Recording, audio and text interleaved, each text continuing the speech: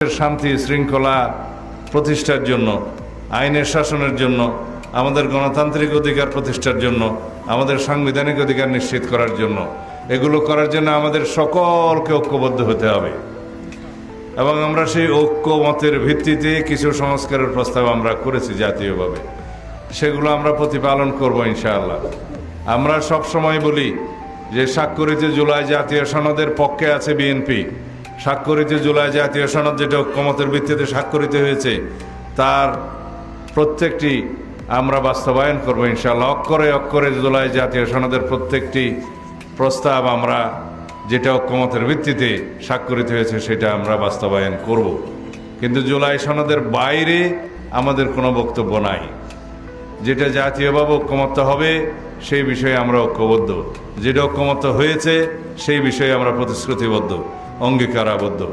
আমি আপনাদেরকে এই কথা বলতে চাই যে শহীদ রাষ্ট্রপতি জিয়াউর রহমান প্রথমেই বাংলাদেশে প্রথমবারের মতো বিসমিল্লাহির রহমানির রহিম সংযোজন করেছিলেন সংবিধানের প্রথমে অগ্রভাগে, আপনারা সবাই জানেন। এবং মহান আল্লাহর উপর আস্থা এবং বিশ্বাস রাষ্ট্র পরিচালনার মূলনীতি হিসেবে গ্রহণ করেছেন, আপনারা জানেন, যেটা আওয়ামী লীগ ফ্যাসিবাদী সরকার তুলে দিয়েছিল, বিলুপ্ত করেছিল।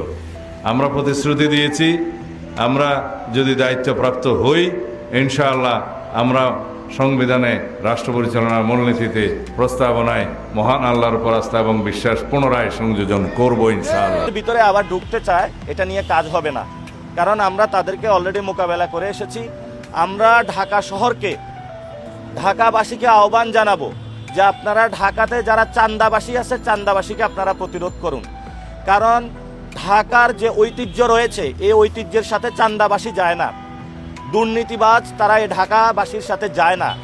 এবং এই ঢাকাবাসীর যে বিভিন্ন জায়গায় সমস্যা রয়েছে, ঢাকাতে অনেকে এসে চাকরি করে, স্কুলে বাচ্চা ভর্তি করায়, বাচ্চা ভর্তি করাতে গেলে বলে যে তোমার বাচ্চা কি অমুক এমপির সাথে রিলেটেড আছে, অমুক এমপির কল লাগবে, অমুক সচিবের কল লাগবে।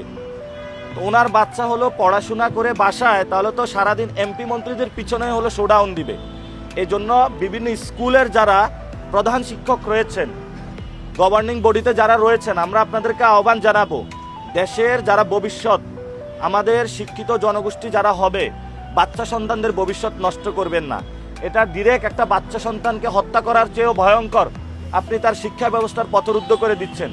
এবং আপনারা জানেন, আপনি যদি অসুস্থ হন ঢাকা শহরের একটা ভালো হসপিটালে যাইতে পারবেন না, গেলে আপনার কাছে টাকা চাওয়া হবে এবং সেই টাকা আপনার পকেটে নাই। আপনি ঢাকা মেডিকেলে যাবেন, প্রথমে নাকটা বন্ধ করে যেতে হবে। ওইখানে বিশ্রী ময়লা, ওয়াশরুমগুলো অব্যবস্থাপনা, ডাক্তার পাওয়া যায় না, নার্স পাওয়া যায় না, দিলেও দুইটা নাপা ট্যাবলেট দিয়ে ধরায় যায়। এই হলো আমাদের স্বাস্থ্য ব্যবস্থা।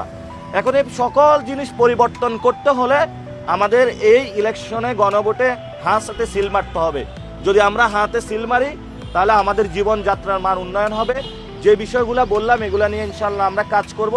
আজকে আমরা এই গাড়ি নিয়ে 5টা থানায় যাব, মানুষের সাথে কথা বলবো, মানুষের মনোযোগ দৃষ্টি আকর্ষণের চেষ্টা করব যাতে আমরা গণভোটে সিল মারি এবং বাংলাদেশটাকে পরিবর্তন করি। এটা তো একেবারে কমন সেন্স থেকে আমি বলছি, সেটা হলো যে প্রথমবারের মতো আমরা চেষ্টা করছি এই জিনিসটা, এবং সেই তুলনায় কিন্তু সংখ্যাটা একেবারে কম না।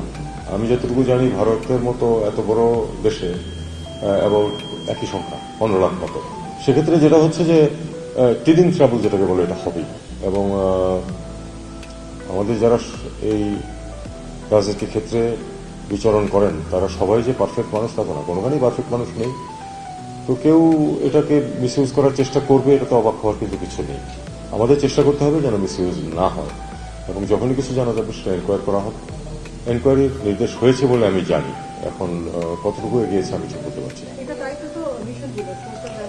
দেখুন, বিষয়টা এরকম, পোস্টাল ব্যালটটা তো মানুষের কাছে পৌঁছে যাবে এবং তারপরে সেখান থেকে তারা ভোট দিয়ে বাই পোস্ট পাঠাবে। কিন্তু মিশনের ভূমিকা যে খুব বেশি তা কিন্তু না, কাজে আমাকে এটা এই পয়েন্ট অফ ভিউ থেকে দেখতে হবে। আসলে স্বরাষ্ট্র মন্ত্রণালয় বলতে পারবে, আমাদেরকে এরকম একটা নির্দেশনা দেওয়া আছে।